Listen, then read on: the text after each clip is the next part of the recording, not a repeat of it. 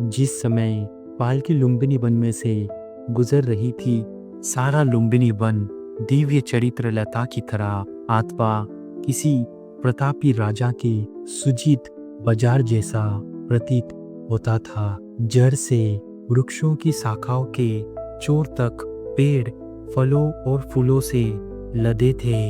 नाना रंग के भ्रमरगण गुंजर कर रहे थे, पक्षी चहचहा रहे थे। यह मनोरम दृश्य देखकर माँ माया के मन में इच्छा उत्पन्न हुई कि वह कुछ समय वहाँ रहे और क्रीड़ा करे। उसने पालकी ढोने वालों को आज्ञा दी कि वह उसकी पालकी को शाल उद्यान में ले चले और वहाँ प्रतीक्षा करे। महामाया पालकी से उतरी और एक सुंदर शाल वृक्ष की ओर बढ़ी। मंद पवन बह रहा था, जिससे वृक्ष की शाखाएं ऊपर नीचे हिल डोल रही थी। महामाया ने उसमें से एक को पकड़ना चाहा। भाग्यवश एक शाखा काफी नीचे झुक गई। महामाया ने पंजों के बल खड़ी होकर उसे पकड़ लिया।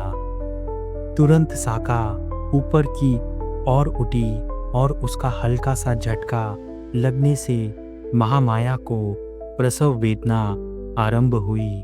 उस साल वृक्ष की शाखा पकड़े खड़े ही खड़े महामाया ने एक पुत्र को जन्म दिया।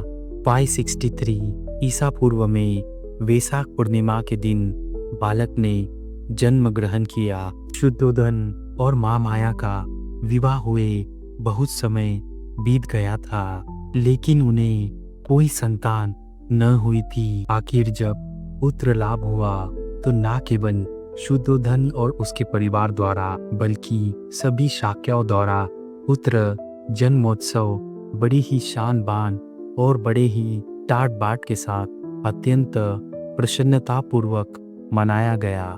बालक के जन्म के समय अपनी बारी से शुद्धोधन पर कपिल वस्तु का शासन करने की जिम्मेदारी थी। वह राजा कहलाया और इसलिए स्वाभाविक तौर पर बालक भी राजकुमार। जिस समय बालक का जन्म हुआ उस समय हिमालय में असित नाम के एक बड़े ऋषि रहते थे।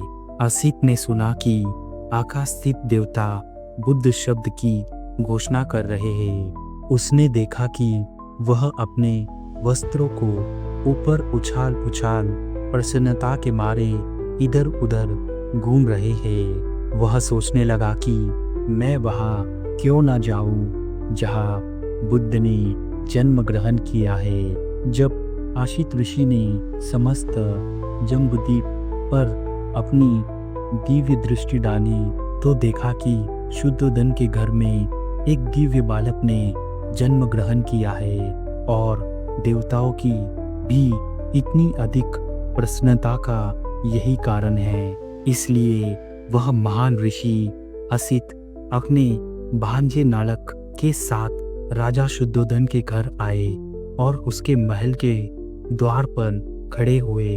अब आसित ऋषि ने देखा कि शुद्धोधन के द्वार पर लाखों आदमियों की भीड़ एकत्रित है। वह द्वारपाल के पास गए और कहा, अरे जाकर राजा से कहो कि दरवाजे पर एक ऋषि खड़े हुए हैं। द्वारपाल राजा के पास गया और हाथ जोड़कर विनती की, राजन, द्वार पर एक वृद्ध ऋषि पधारे हैं और आपसे भेंट करना चाहते हैं। राजा ने असित ऋषि के बैठने के लिए आसन की व्यवस्था की और द्वारपाल को कहा, ऋषि को आने दो। महल के बाहर आकर द्वारपाल ने आसित से कहा, कृपया भीतर पधारे।